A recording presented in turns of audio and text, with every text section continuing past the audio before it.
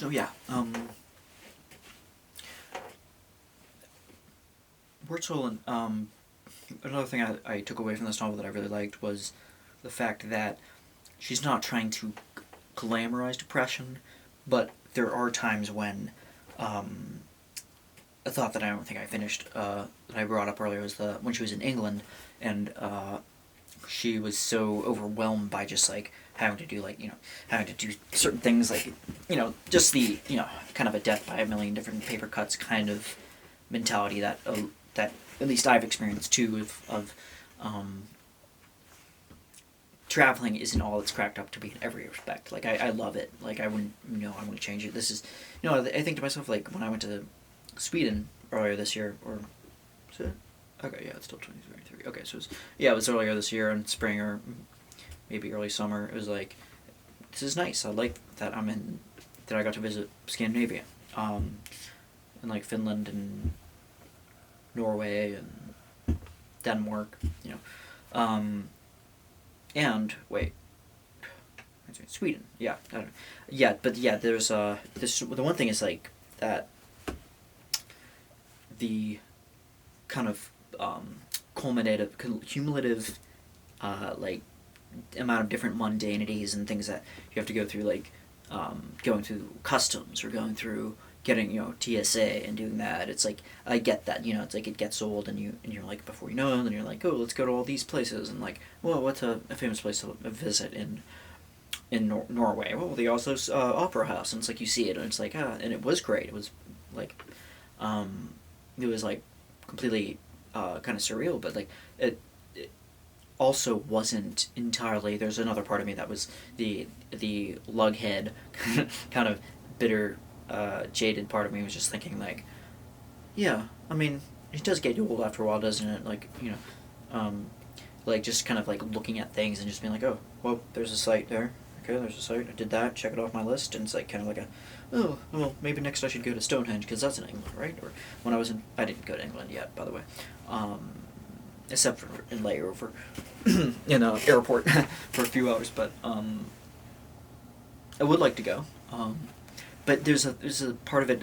It's not like I'm not trying to be a pessimist or anyway, but it's just the kind of the human experience. I think it's part of what we all have in common. Is like I think to a certain degree we all kind of dread these things. Like we all kind of dread certain, and maybe some people less than others. Like I'm probably one of those people that are just naturally inclined to just be a little bit more on the depressive side. Like I'm just kind of like, things are or like I'll.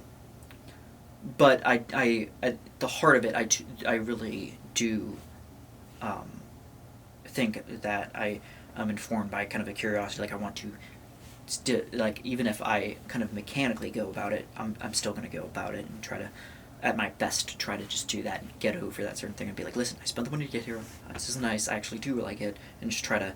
I know that's probably not a good way of going around it too, because that sounds like kind of like a forced positivity. But like I think like I don't know if I definitely understand where she's coming from with talking about England and her having to go through all the things of like, well, is it even worth going outside and seeing the London Bridge and this and that and all these different little spots and stuff, and she ended up like kind of just staying in her flat or her I think it was most of the time, and basically there was like I think one of her I don't know if it was one of her Harvard like maybe one of her classmates was saying that like when I was your age, well, yeah, she was like, no, it was one of her peers, like one of her someone a lot older was like saying like when I was your age, I would have killed to have this type of thing. I would have killed to like gone to Europe, backpack, and just go all these places. And I think she said that she did do all those things, and she was like, I went to like Belarus and this and that and Ukraine and all these different places, and I just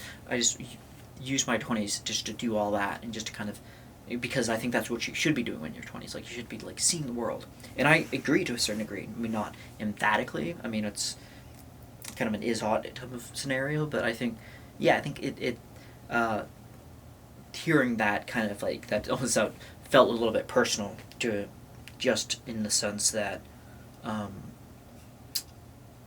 like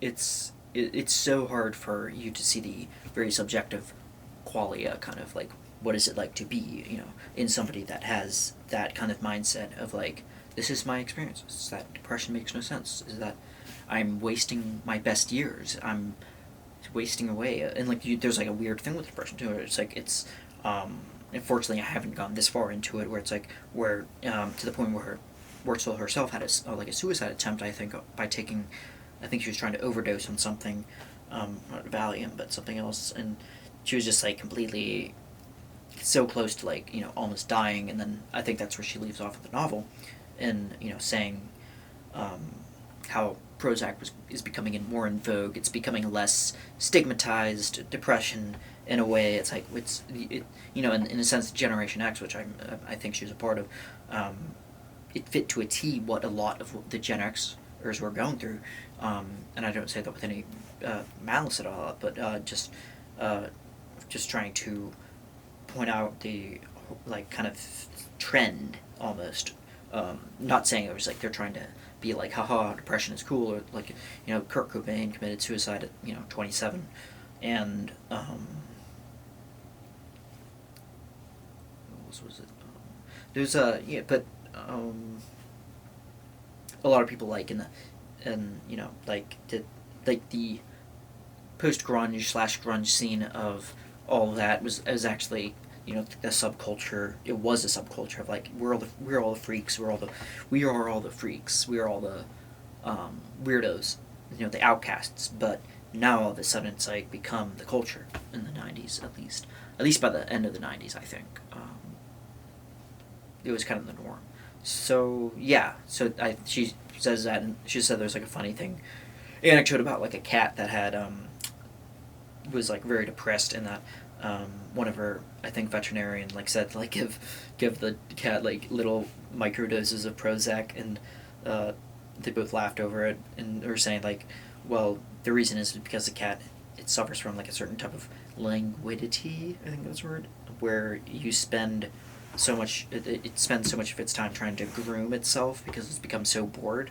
So and so she's hoping that doing that and kind of making sure that the cat has like more activities, and rather than just like grooming itself over and over again because of the boredom of waiting for its owner, I think.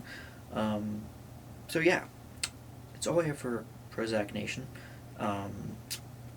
and yeah, I like to discuss creatocracy as well, and yeah, I'll be looking through more of the books, more of her books as well.